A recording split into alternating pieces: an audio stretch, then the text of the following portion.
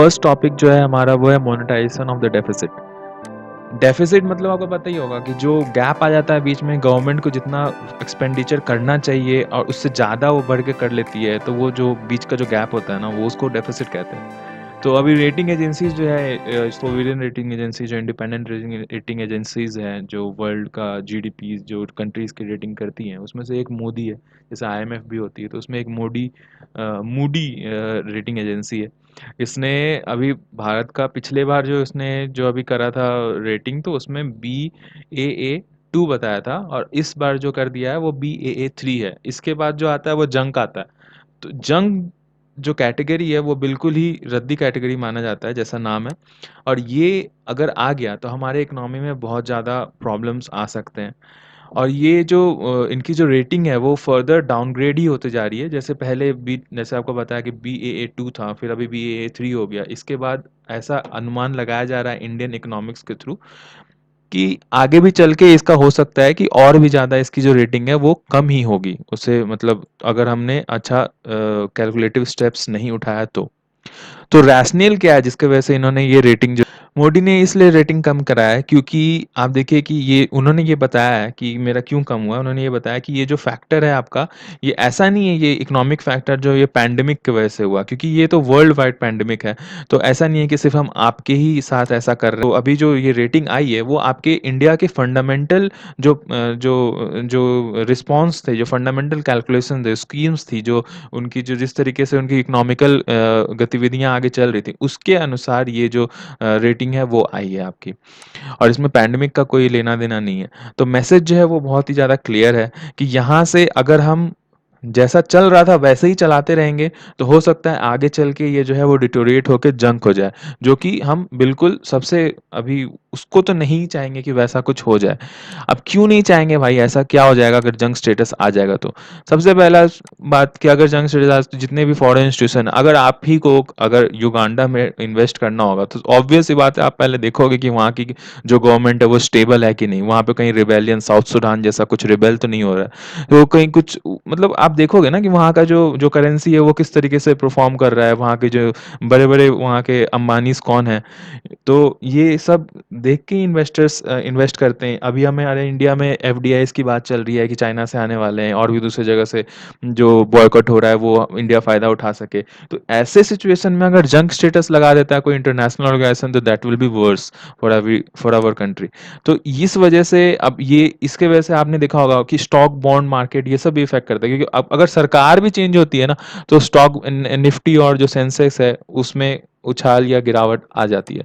तो ये तो ऐसे ही अगर सिचुएशन आ गई तो उसमें तो पता ही नहीं क्या होगा। तो और इसके साथ अगर ये दोनों जब मैटर करते हैं, तो उसके साथ आपकी अनएम्प्लॉयमेंट बढ़ती है, बहुत सारे एनपीएस बढ़ जाते हैं, बैंकरप्सी होती है, जिसके वजह से रुपीस आगे चल के डेप्रिसिएट करता है।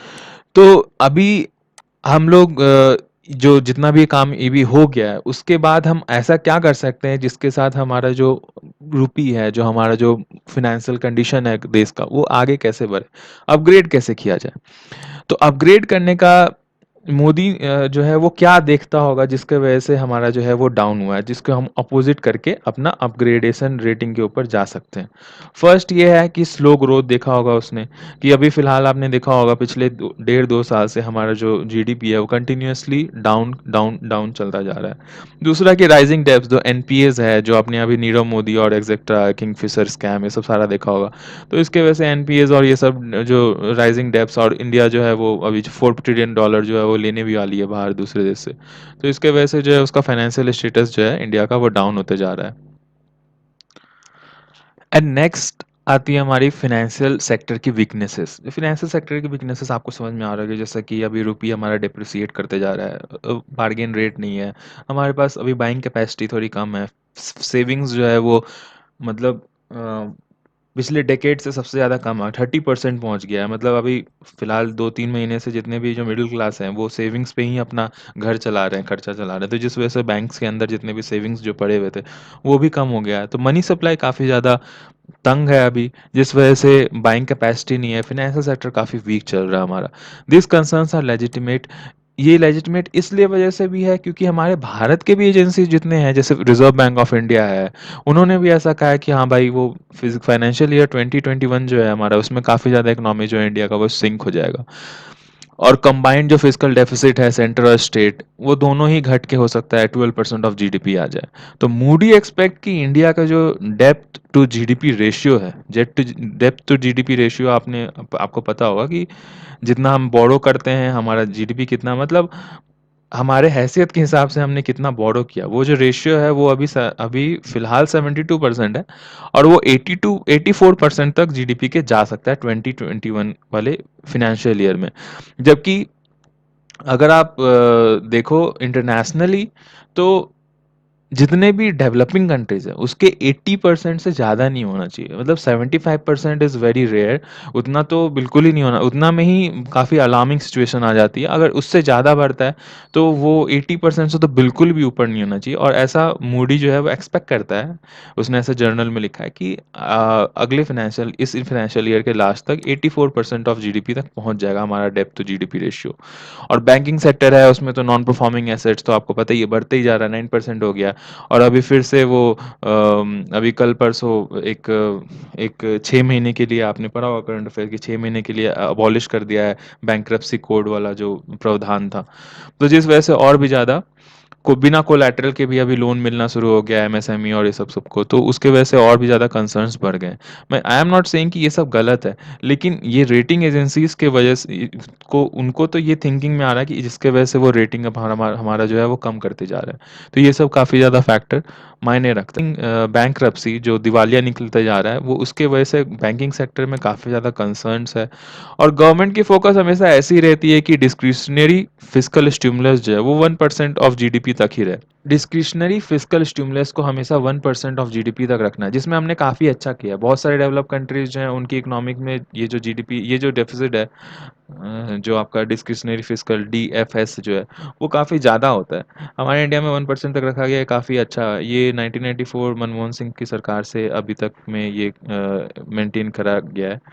एक्चुअली ये होता क्या है, ये जो गवर्नमेंट जितनी भी पॉलिसीज में अपनी खर्च करती है ना, गवर्नमेंट पॉलिसीज में, उसको हम कहते हैं कि ये डिस्क्रिशनरी फिस्कल स्टिमुलस है। और जो उसके अलावा जो हमारा जो डेफिसिट आ जाता है बाई चांस, जो स्लो इकोनॉमिकल रेट के वजह से आ जाता है, उसे कहते हैं ऑटोमेटिक स्टेबलाइजर। अब जो जितने भी जो मिसएप्रीहेंशंस हैं आपके डिस्क्रिशनरी फिस्कल स्टिमुलस को लेके, उसको कैसे हम उसको इंक्रीज ना होने दें, कि हम जो हमारा अब मान लीजिए हमें अभी तो बहुत सारे पीडीएस और मनरेगा और ये सब सारा कुछ अभी स्कीम्स चलाना है इंडिया में। बहुत अभी इतना दिन तक राशन भी बटा है 3 महीने तक। तो जिसके वजह से जो डिस्क्रिशनरी फिस्कल स्टिमुलस है वो बढ़ने के आसार है, 1% से बहुत ज़्यादा बढ़ने वाला है। तो इसको कैसे हम बढ़ने से रोक सकते हैं, और हमारा जो पब्लिक डेप्थ है हम किसी को बोरो में भी ना करें, और हमारा जो जीडीपी जो डेफिसिट है उसको भी हम रोके, कैसे कर सकते हैं? इसका आंसर है मोनेटाइजेशन ऑफ डेफिसिट। अब मोनेटाइजेशन ऑफ डेफिसिट जो है वो जितने भी इकोनॉमिक्स हैं वो उनके लिए काफी ज्यादा डरावना सा शब्द होता है। क्यों होता है? क्योंकि ऐसा माना जाता है कि जब भी ये ऐसा होता है, जब मोनो मतलब हम जब जो सरकार, जो आरबीआई है, वो छाप के पैसे, मतलब जितने भी सेंट्रल बैंक है वो छाप के पैसे सरकार को देती है, तो जिस वजह से ना मार्केट में काफ़ी ज़्यादा फ्लक्चुएशन आ जाता है। और पहले हमारे इंडिया में होता था ऐसा, लेकिन 1994 में श्री रंगराजन जो थे हमारे गवर्नर थे आरबीआई के, और उस समय मनमोहन सिंह जो थे, आपको पता है 1990s में हमारा मतलब इकोनॉमिक स्टेट काफ़ी ज़्यादा प्रॉब्लम था। जो एलबीएस जो लिबराइजेशन वाला जो मुहिम चला था, तो उस समय क्या सी रंगराजन गवर्नर थे हमारे, और मनमोहन सिंह जो है तो हमारे वो एफएम थे, फाइनेंस मिनिस्टर। तो उन्होंने ये चीज़ बंद कर दिया था। क्यों? क्योंकि उनका ऐसा मान, और बहुत सारे फैक्टर थे, एक फैक्टर ये भी था कि उनका ऐसा मानना था कि जब ऐसा करती है सरकार, जब ऐसे मोनेटाइजेशन करती है डेफिसिट का, तो मार्केट में जो है वो मनी का सप्लाई काफ़ी ज़्यादा बढ़ जाता है। मनी सप्लाई बढ़ जाता है तो इन्फ्लेशन आ जाती है। आपको पता होगा इन्फ्लेशन और मनी सप्लाई का, अगर हल्का सा ब्रीफ दे दूं जिनको नहीं पता है। जैसे बाई चांस अगर आपके पास 100 रुपए हैं, आपके फ्रेंड के पास भी 100 रुपए हैं, लेकिन बाजार में सिर्फ आधा किलो ही प्याज है, लेकिन आपको मटन बनाना, तो मटन बनाने के लिए प्याज तो बहुत नेसेसरी है, आपका फिर मटन खराब हो जाएगा। तो आपको प्याज चाहिए ही चाहिए भाई, नहीं तो फिर मेरा 400 रुपये का मटन खराब हो जाएगा। लेकिन प्याज सिर्फ आधा किलो ही है, आपके पास 100 रुपया, प्याज का दाम पहले 10 रुपये था, अब आपको प्याज लेना है, आप कैसे भी करके लेना है, तो आप उसको 10 रुपये की जगह 20 रुपये दे के भी लोगे। 20 रुपये मान लीजिए सामने वाला 25 दे रहा है, आप 30 दे के भी लोगे। तो ऐसे क्या होता है, मनी जो कि डिमांड हो गया आपका, सप्लाई जो कि आपका प्याज हो गया, तो सप्लाई जब कम हो, मनी ज्यादा हो, दैट इज इन्फ्लेशन। इन्फ्लेशन बढ़ गया इसको कहते हैं। उसके ठीक उल्टा अगर प्याज बहुत ज्यादा होता, सड़ रहा होता, मतलब मार्केट में बिल्कुल फेंका फेंकी, तो वो जो 1 केजी प्याज है वो 2 रुपए 3 रुपए करके भी दे करके सब्जी वाला चला जाएगा, नहीं तो रोड पे गिरा देगा, क्योंकि उस समय बहुत कम हो गया इन्फ्लेशन, डिफ्लेशन उसको कहते हैं। तो उस टाइम पे क्या है, मार्केट में से पैसे आरबीआई खींच लेती है ऊपर। कैसे खींच लेती है, repo rate, reverse repo rate, ये सब उसके टूल्स हैं जिसके वजह से वो खींच लेती है पैसे। तो उनके लिए repo rate, reverse repo rate sir क्या होता है, ये सब मुझे नहीं पता। तो मुझे, मैं बताता हूँ कि जैसे क्या हो गया, अगर बाई चांस आरबीआई से पैसे सरकार लेती है, सरकार जैसे ही पैसे लेती है, तो उसको सरकार लिख कर देती है पेपर में कि भाई मैं इतने दिन के लिए पैसे ले रहा हूँ तुमसे और मैं वापस कर दूंगा। वापस कर देंगे, जब कर वो करेगा तो फिर वो उसके जो जो बॉन्ड्स हैं, जो वो लिखा, जो कोलैटरल्स लिख करके देते हैं कि पेपर में कि मैं इतने दिन मिलूंगा, तो वो सरकार उसको, आरबीआई जो है उसको वापस कर देती है। तो इस तरीके से क्या है कि जब सरकार, जब आरबीआई को पैसे खींचने होते हैं बाहर, तो वैसे बैंक से, जो नॉर्मल जितने बैंक्स हैं, उनसे वो पैसे वापस ले लेती है। उनको बोलती है तुम मेरे बॉन्ड खरीदो, बॉन्ड खरीदो, तो मतलब उनके पास पेपर का वो रसीद जाएगा उनके पास, और बैंक के पास, छोटे मोटे बैंक जितने हैं उनके पास जितने पैसे होंगे वो उसको अपने पास रख लेगी। तो इससे क्या है कि मार्केट से पैसे कम हो जाएंगे। पैसे जब कम हो जाएंगे, तो मेरे पास, जब मैं प्याज लेने गया, मेरे पास सिर्फ 20 ही रुपए है। अब मेरे सामने वाला अगर 25 रुपए दे रहा है, तो मुझे जो मटन वाला है उसको वैसे ही फ्राई करके खाना होगा बिना प्याज के ही, वो कड़ी नहीं बन सकता अब। तो मैं कैसे भी करके मैनेज करूंगा। तो ये जो मैनेज करने वाला सीन होता है, उसके बाद से फिर इन्फ्लेशन अपने आप अपना जगह पकड़ना शुरू कर देता है। तो ये एक मैकेनिज्म है। अब यहाँ इसको क्यों समझाया सर, अभी तो बहुत ज्यादा हो गया, ये कैसे, मैं बताता हूँ। आगे क्या है, अब मोनेटाइजेशन और डेफिसिट करना है, तो इसके अंदर प्रिंटिंग ऑफ नोट्स आते हैं। तो प्रिंटिंग ऑफ नोट्स आने से सर, अभी आपने बताया कि सर ये तो इन्फ्लेशन हो जाता है। अरे इन्फ्लेशन तो हो जाता है यार, लेकिन फिर अब हम उसको दो तरीके से कर सकते हैं ना। ये तो बाइंग ऑफ ट्रेजरीज, जो जैसे आपको बताया कि गवर्नमेंट जो है वो अपनी बॉन्ड दे देती है सरकार को, आरबीआई को, और आरबीआई जो है वहाँ पैसे दे देते हैं। लेकिन अभी बॉन्ड नहीं दे सकती है सरकार, क्यों? क्योंकि हमें इन्वेस्टमेंट चाहिए, इन्वेस्टमेंट चाहिए, जिसके लिए हमें बहुत सारा बॉन्ड चाहिए, बॉन्ड चाहिए, जिस वजह से सरकार के पास बॉन्ड होना अभी जरूरी है। तो बॉन्ड वो नहीं देना चाहती है अभी। तो और फिर इसके बाद उसको पैसे भी चाहिए। तो ऐसा राइटर जो है वो सजेस्ट करते हैं कि आप ऐसा कीजिए कि डिजिटली इलेक्ट्रॉनिक अकाउंटिंग कर लीजिए कि हमने सरकार को इतना पैसा दिया, और उसको उसके बदले में कोई सा भी बॉन्ड पेपर या फिर ऐसा कुछ सैंक्शन मत कराइए। जिस तो इसके इसके वजह से क्या होगा कि आपके जो बॉन्ड वाले जो हैं वो आप किसी और को लेंड कर सकते हैं, और दूसरी जगह आपके पास पैसे भी आ गए। तो आपके पास जो है नीचे जो पैसा जो है वो एक्चुअली वो बढ़ गया ना, मतलब कि अभी आप बॉन्ड भी बेच के पैसे ले सकते हो, और आपके पास पहले से जो आरबीआई जो और पैसे दे दिया वो तो है ही। अगर आप दूसरे तरीके से करते तो बॉन्ड आप दे देते और आरबीआई आपको पैसे देता, तो जो बैल जो जितना पैसा आपके पास होना चाहिए था उतना ही होता, लेकिन अभी बॉन्ड भी है और पैसे भी आ गए, तो आपका जो मनी सप्लाई है वो बढ़ गया। तो सर लेकिन इससे इन्फ्लेशन भी तो आ जाएगा ना। तो इन्फ्लेशन नहीं आएगा भाई। क्यों नहीं आएगा? क्योंकि अभी तो मार्केट में पैसे ही नहीं है। जितना अभी आपको पता है, हमारा भी 16 ईयर्स 17 ईयर्स का सबसे ज़्यादा एम्प्लॉयमेंट जो है वो कम है, अभी बहुत सारे लोग बेरोजगार हैं। तो जिस वजह से आदमी के पास पैसे नहीं है, जितने सेविंग्स थे, सेविंग्स भी ऑल टाइम हाई हो गया है, मतलब कम हो गया है। 30% से ज़्यादा सेविंग्स खत्म हो गया, तो मार्केट में पैसे हैं नहीं। अभी लोन देने के लिए वो पैसे बैंक जो है वो सप्लाई कर रही है, मतलब देने के लिए अपना इंटरेस्ट रेट घट रहा है हमारा। तो जिस जिस वजह से हमारा मोनेटाइजेशन जो है वो काफ़ी सक्सेसफुल हो सकता है। ऐसा जो उन्होंने, जो सी रंगराजन जो जो ब्रेक लगाया था उन्होंने, उनका भी यही सजेशन है कि भाई बढ़ा दे, कोई बात नहीं, अभी अभी जो टाइम है वो मोनेटाइजेशन करने का ही टाइम है। और तो इतना डरने का क्या बात है, जब इतना जब सिंपल चीज़ है तो फिर ऐसा क्यों डर? क्योंकि बाकी देश भी ऐसा करते हैं, सिर्फ इंडिया नहीं करता, बाकी देश भी करते हैं, लेकिन वो OMO तरीके से, मतलब ओपन मार्केट ऑपरेशन के तरीके से करते हैं। उसमें क्या होता है उसमें ये होता है कि मार्केट में बॉन्ड पड़ा होता है या फिर डायरेक्ट भी आरबीआई सेंट्रल बैंक जो होता है किसी भी देश का, उससे वो सरकार जो है वो बॉन्ड्स खरीदती बेचती है। और नहीं तो मार्केट में ऐसे ऑनलाइन जो सेकेंडरी मार्केट क्या होता है, ऑनलाइन स्टॉक्स और ये सब सारा कुछ खरीद के और जो भी है वहाँ पे से लेन देन करके और वो अपना एडजस्ट कर लेते हैं, पैसे उनको मिल जाते हैं। तो ओएमओ जो होता है उसमें आपके पास एक थोड़ा-सा ना ये है, जैसे आपको मैंने बताया कि इन्फ्लेशन के टाइम घटाना और बढ़ाना हो तो आरबीआई जो है वो बोलती है नहीं, नहीं, नहीं मेरे को पैसे वापस दो। तो क्या है, बॉन्ड वो वापस ले लेती, वो पैसे वापस ले लेती है, उनको बॉन्ड वापस कर देती है। तो पैसे मार्केट से पैसे उठा लेती है। लेकिन अभी इलेक्ट्रॉनिक ट्रांसफर है। अभी तो क्या कर सकते हैं? अभी तो लोग कुछ नहीं कर सकते। अभी इनके पास और ज़्यादा पैसा बढ़ गया है। तो ये थोड़ा-सा उनके हाथ से, आरबीआई के हाथ से ये चीज़ निकलता हुआ दिखाई देता है। समझ रहे हो? एक बार थोड़ा सोचो ध्यान से, समझ में आएगा क्योंकि उनके अभी बॉन्ड वो वापस नहीं ले सकते ना, पहले तो वापस ले सकते थे। अभी उनके पास, अभी सरकार के पास बॉन्ड भी है, ना कोई उनके पास कोलैटरल का वो है और उनके पास वो पैसे भी ज़्यादा हैं, जिस वजह से हमारा जो डेफिसिट है वो काफ़ी ज़्यादा कंट्रोल में आ सकता है इस तरीके से टेम्पररी मेजर्स करके। लेकिन ये टेम्पररी मेजर्स हो या फिर परमानेंट मेजर हो, कोई सा भी मेजर हो आपका, इन्फ्लेशन के ऊपर तो इम्पैक्ट पड़ेगा ही। तो इन्फ्लेशन के ऊपर इम्पैक्ट पड़ेगा। तो अभी फ़िलहाल ये सोवरेन रेटिंग का क्या करना है और वो किस तरीके से उसको मैनेज करना है, ये भी एक मुद्दा है। तो ये मुद्दा कैसे सॉल्व होगा? इसका ये है जो है, अभी कुछ दिन पहले बोला था कि 4.2 ट्रिलियन हमें बोरोइंग चाहिए। तो गवर्नमेंट को इससे ज़्यादा बोरोइंग नहीं लेना चाहिए। और अगर वो इससे डिस्क्रिशनरी फिस्कल स्टिमुलस जो है वो मैनेज हो जाएगा, जो हमारा जो इलेक्ट्रॉनिक ट्रांसफ़र होगा उसके थ्रू, और आपके पास जो बॉन्ड जो बचे होंगे उसके थ्रू आप अपना जितने भी डेब्ट्स और जीडीपी रेशियो है उसको आप अंडर कंट्रोल कर सकते हो। और रेटिंग एजेंसी जो है उनको, उनके बारे में ऐसा कहा गया है कि वो इम्पैक्ट जो है इन्फ्लेशन के ऊपर, उनके ऊपर अगर हमारा इन्फ्लेशन जो है वो नहीं बढ़ता है तो उनकी रेटिंग पे भी कोई असर नहीं होना चाहिए, क्योंकि हमारा डेफ़िसिट भी नहीं बढ़ रहा है, हमारा इन्फ्लेशन भी नहीं बढ़ रहा है। तो हो सकता है कि उनकी, हमारी जो रेटिंग जो अभी फ़िलहाल है, वो स्टेबल रहे, वो स्टैटिक रहे।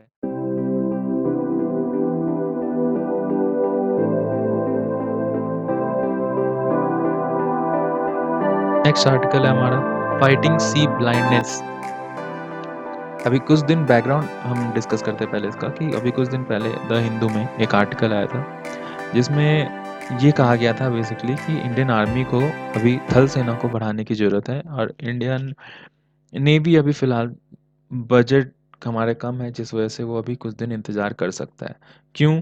क्योंकि आगे चल के आप देखोगे कि जो थर्ड एयरक्राफ्ट कैरियर की बात चल रही थी कि मिलिट्री, जो इंडियन नेवी है वो थर्ड एयरक्राफ्ट, जैसे अभी हमारे पास एक तो एयरक्राफ्ट कैरियर है हमारे पास, आईएनएस विक्रांत, विक्रमादित्य, और दूसरा आईएनएस विक्रांत को हम अभी इंडक्ट करने वाले हैं, जो कि कुछ अभी बन रहा है, लेकिन कुछ दिन में अभी हमारा इंडक्ट न्यूली मेड तैयार होके इंडक्ट हो जाएगा हमारे इंडियन नेवी में। तो थर्ड इंडियन एयरक्राफ्ट कैरियर के लिए अब हमारे पास इतने पैसे हैं नहीं, तो फिलहाल चल सकता है, ऐसा उस आर्टिकल में लिखा था। अब ये डीके शर्मा जो हैं वो रिटायर्ड नेवी ऑफिसर हैं और ये पहले स्पोक्स पर्सन भी थे इंडियन नेवी के। तो जिस वजह से इनकी ये आर्टिकल आई है वो बताते हैं, ये काफ़ी अच्छा आर्टिकल है, आप इसमें प्रोज लिख सकते हो इंडियन नेवी और इंडियन सिक्योरिटी सिस्टम के मद्देनज़र। तो इसमें हम क्या लिख सकते हैं, सबसे पहला कि वो बोलते हैं कि इनकम्प्लीट अंडरस्टैंडिंग है आपकी इंडियन नेवी की वजह से। वो कहते हैं कि उस वाले में आर्टिकल में लिखा कि इंडियन नेवी सिर्फ 2 ही बार मदद कर पाई हमारी, वो भी बहुत मिनिमम मदद की, जो भी हमें जीते थे वो हमारा थल सेना ही हमें जिताया था, 1965 और 1971। मैं चाहूँगा कमेंट सेक्शन में आप लिखो कि 1965 में हमारी इंडिया किसके साथ लड़ी थी।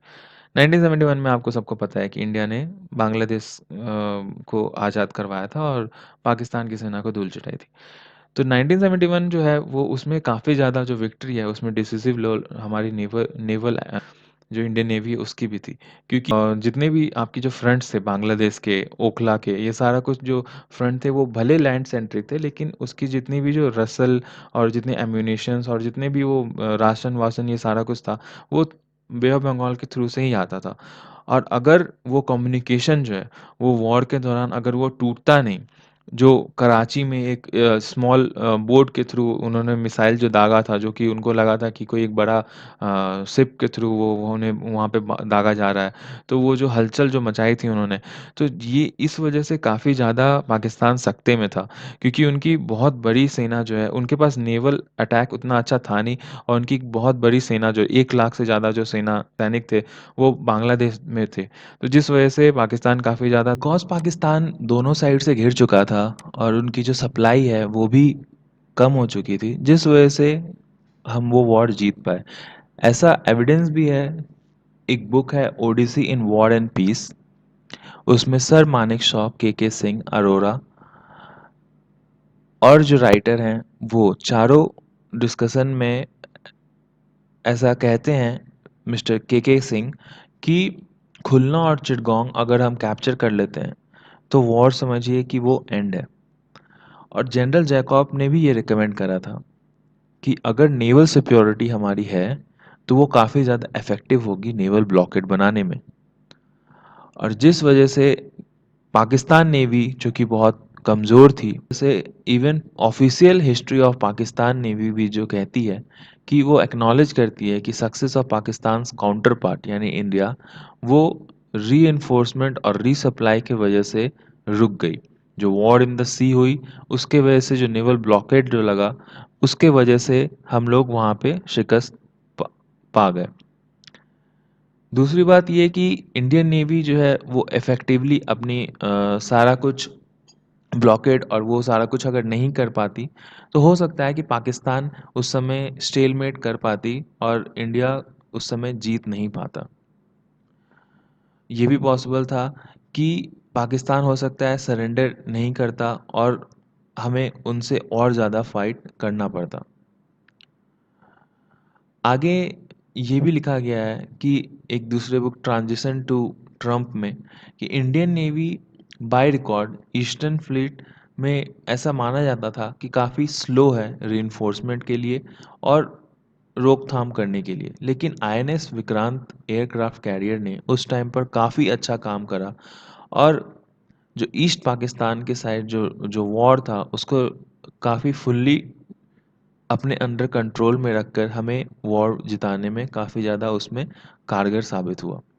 तो जैसा पास्ट में होता था, हमेशा इंडियन नेवी को अंडरमाइन किया जाता था, वैसा फ्यूचर में भी हो सकता है। तो ये सिनेरियो क्रिएट होने नहीं देना चाहिए हमें।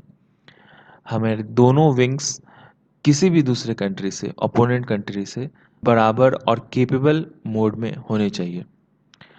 1971 में ऐसा भी देखा गया था कि एक टाइम पे एयरफोर्स भी सफिशिएंट नहीं थी, कहीं-कहीं पे उसे इंडियन नेवी की सहारा लेना पड़ा था।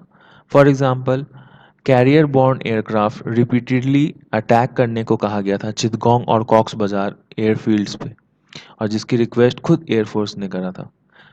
फिलहाल चाइना भी जो है वो अपने कैरियर्स पे काफ़ी ज़्यादा बिल्ड कर रहा है, और वहाँ के 2015 में चाइनीज़ ऑफिसर्स ने कहा भी है कि ये ट्रेडिशनल जो मेंटालिटी है कि लैंड जो है वो आउटवे कर देगा सी को, इसे अब हमें छोड़ना पड़ेगा। तो चाइनीज़ जो है वो अब लैंड फोर्सेस के ऊपर उतना ध्यान नहीं दे रहे हैं, नहीं तो कह सकते हैं कि उनको थोड़ा रिड्यूस कर रहे हैं, और फोकस जो है उनकी वो सी पे ही ज़्यादा आजकल फ़िलहाल बन रही है। तो ऐसा ना हो कि ये बजटरी कॉन्स्ट्रेंट की वजह से और पैंडेमिक की वजह से जो हमारा अभी फ़िलहाल जो पोजीशन है, उसके वजह से कुछ लॉन्ग टर्म इफ़ेक्ट हो जाए हमारे नेशनल पावर पे। क्योंकि आप देखिए, अगर हम, ज़रूरी नहीं है कि हम बाहर से ही इसको इम्पोर्ट करें मशीन्स को, जैसे विक्रमादित्य भी हमें रसिया से इम्पोर्ट करवाए थे। तो ज़रूरी नहीं है कि हम बाहर से इम्पोर्ट करें, हम इंडिजीनियसली भी इसे कोशिश कर सकते हैं बनाने का। और एमएसएमई सेक्टर्स में बहुत सारे ऐसे इंडस्ट्रीज़ आजकल निकल रहे हैं, और हमें इन्हें बढ़ावा भी देना चाहिए कि इनोवेशन करके ये और गैल्वनाइज़ हो सकें, और हमारा जो प्लान है और हमारा जो पावर है, वो दोनों ही मल्टीप्लाई हो सके।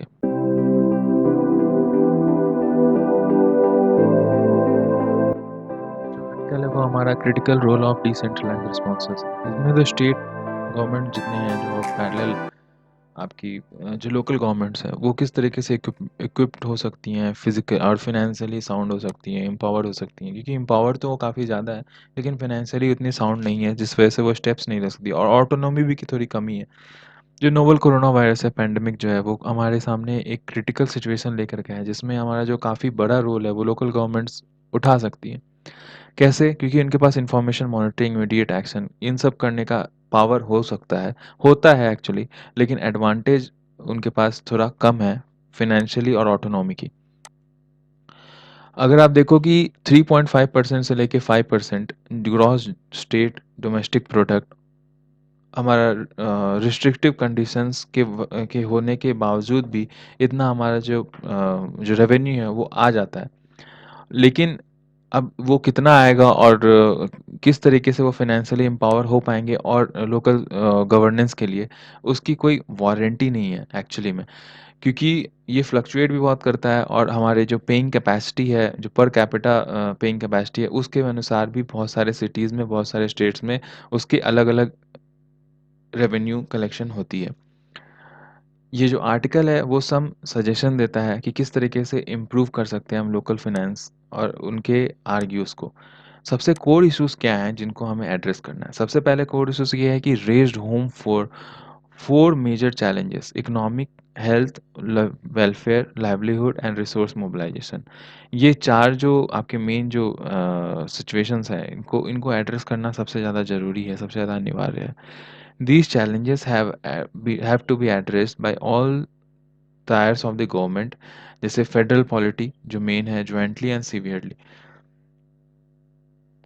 जो रेवेन्यू कलेक्शन है वो एक काफ़ी क्रिटिकल लीवर साबित कर होता है लोकल गवर्नमेंट के एम्पावरमेंट के लिए, उनके गवर्नेंस के लिए और इसमें काफ़ी सारे लैकुनाज हैं, काफ़ी सारे प्रॉब्लम्स हैं जिनको हमको एड्रेस करना है। जो कि सबसे पहला ये हो सकता है कि न्यू नॉर्मल लाने के लिए हमें पैराडिग्म शिफ्ट मतलब एक बहुत ही जोर पुरजोर कोशिश करना होगा कि हेल्थ केयर सर्विसेज हम कितनी अच्छी तरीके से बना सकते हैं।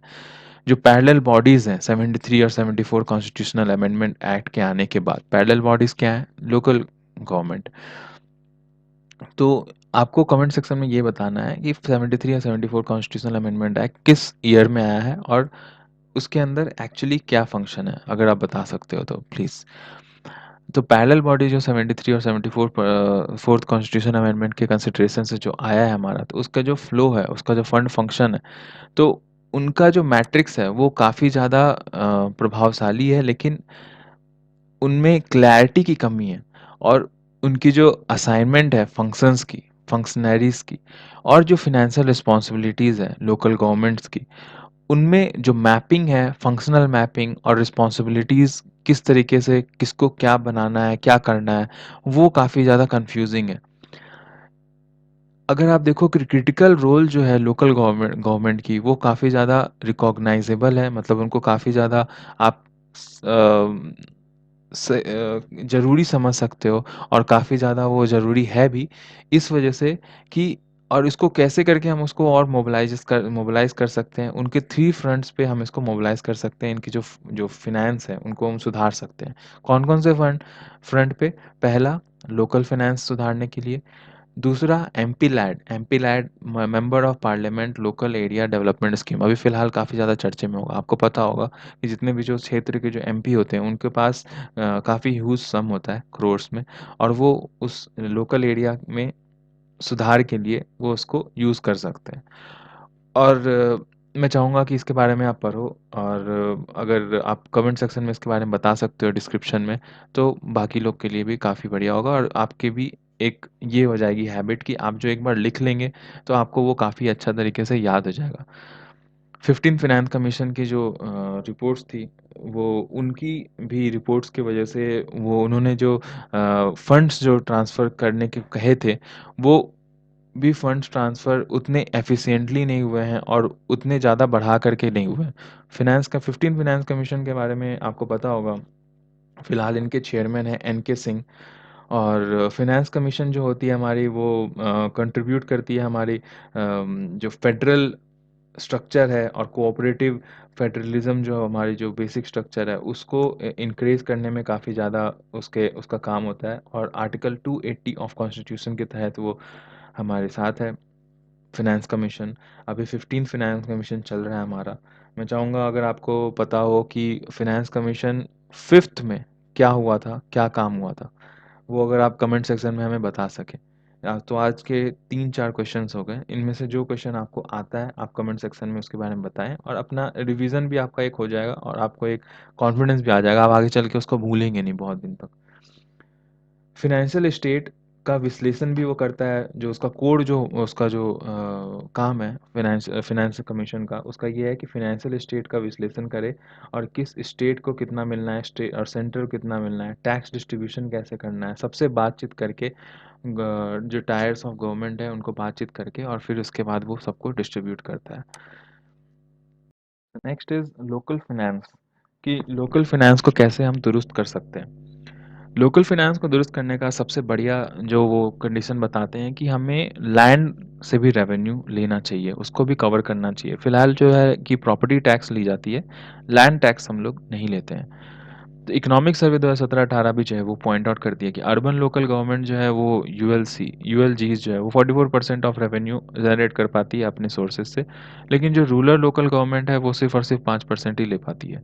उसमें भी अगर आप देखो कि 3% of urban per capita income आती है और जो रूरल लोकल गवर्नमेंट की जो पर कैपिटा इनकम है वो 0.1% है। इतना भारी गैप जो है वो बहुत बड़ा कारण है अंडर परफॉर्मेंस का। अगर आप देखो कि जब टैक्स ही नहीं देंगे, उनके पास टैक्स होगा नहीं या फिर वो देंगे नहीं या फिर चार्ज नहीं किया जाएगा, तो काफ़ी एक प्रॉब्लमैटिक सिचुएशन आ जाता है। और आप देखो कि बिहार, झारखंड, उत्तर प्रदेश यहाँ पे पर कैपिटा इनकम और कम है और यहाँ पे खेती-बाड़ी की जो जनसंख्या है वो और ज़्यादा है, जिस वजह से यहाँ पे तो और भी ज़्यादा म्युनिसिपल जो अर्बन लोकल गवर्नमेंट है, उनकी जो रेवेन्यू है वो और भी ज़्यादा कम है। तो प्रॉपर्टी टैक्स जो है वो major source of local revenue बन सकता है और पूरे वर्ल्ड में है भी।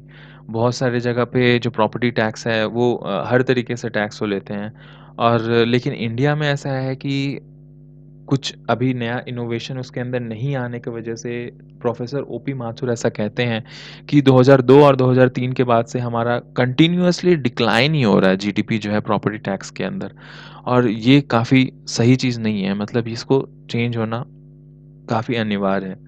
जो share of property tax India में है वो 0.14% है जीडीपी का as against 2.1% in the organization of economic cooperative development OECD countries.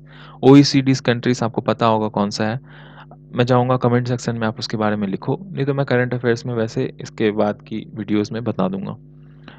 The property tax covers lands.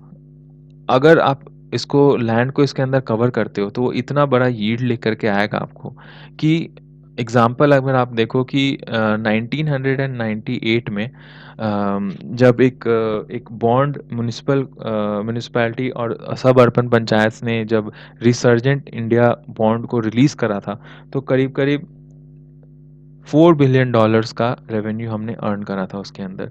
तो इस टाइम पे भी राइटर कहते हैं कि हमें बॉन्ड्स रिलीज़ करनी चाहिए जो कि म्युनिसिपैलिटी और सब अर्बन पंचायत के थ्रू हो जो कि आपके 10 ईयर में वापस पैसे वापस करने की बात उसमें कही जाए जो कि मार्केट रेट में से जो है वो थोड़ा-सा कम हो और रिवर्स रेपो रेट से जो है वो उसका इंटरेस्ट रेट जो है वो थोड़ा ज़्यादा हो। रिवर्स रेपो रेट जो आरबीआई और बैंक के बीच में आदान-प्रदान सिक्योरिटीज़ आदान-प्रदान की वजह से पैसे लोन पे इंटरेस्ट पे लिए जाते हैं और आपकी जो मार्केट रेट है वो आपका एक्चुअली एक्चुअली मतलब इस तरीके से मोटा-मोटी समझ सकते हैं कि जो लोन आपको जो मिलता है, जो एवरेज उस हिसाब से बैंक्स डिसाइड करते हैं मार्केट रेट आप मतलब एक लमसम में ये आइडिया है।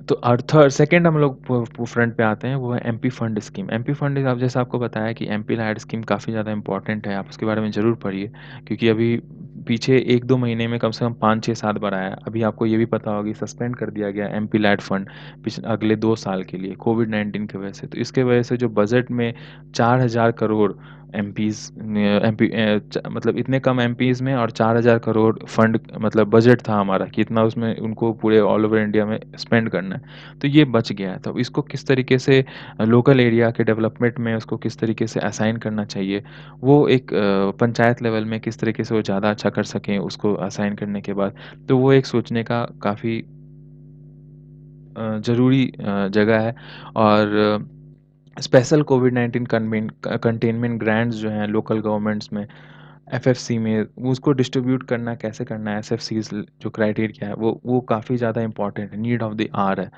आप देखिए कि लोकल गवर्नमेंट के ग्रांट्स में भी सिर्फ़ 90,000 करोड़ असाइन किया गया 2020 और 21 में और सिर्फ़ 3% हायर रिकमेंडेशन हुआ। आपका जो जितना पहले 14th फाइनेंस कमीशन अभी अभी 15वां चल रहा है, 14th फाइनेंस कमीशन में जितना रिकमेंडेशन हुआ था, उससे सिर्फ़ 3% बढ़ाया गया। पंचायत में भी सिर्फ़ 63 करोड़ बढ़ाया गया इस साल। तो ये इस तरीके से अभी जो ब ब जो हमारा लोकल लेवल पे जो डिज़ीज़ कंट्रोल भी अभी हमारा जो लोकल लेवल अभी जो 5 चरण में जो यूनियन फाइनेंस मिनिस्टर ने हमारा जो पैकेज अनाउंस किया, उसके अंदर में भी कोई लोकल लेवल पे हेल्थ में इंफ्रास्ट्रक्चर को बढ़ाने के लिए डिज़ीज़ कंट्रोल स्ट्रैटेजीज़ कुछ के बारे में मेंशन नहीं किया गया।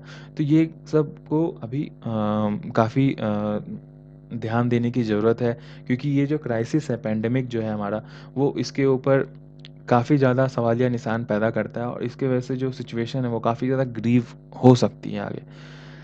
आगे देखिए कि 13th फाइनेंस कमीशन ने भी रिकमेंड करा था कि लोकल ग्रांट जो है यूनियन डिविजिबल जो टैक्सेस जो हैं वो काफ़ी वो और थोड़ा-सा बढ़ाना चाहिए लोकल गवर्नमेंट्स के लिए और गवर्नमेंट ने एक्सेप्ट भी करा था ये चीज़।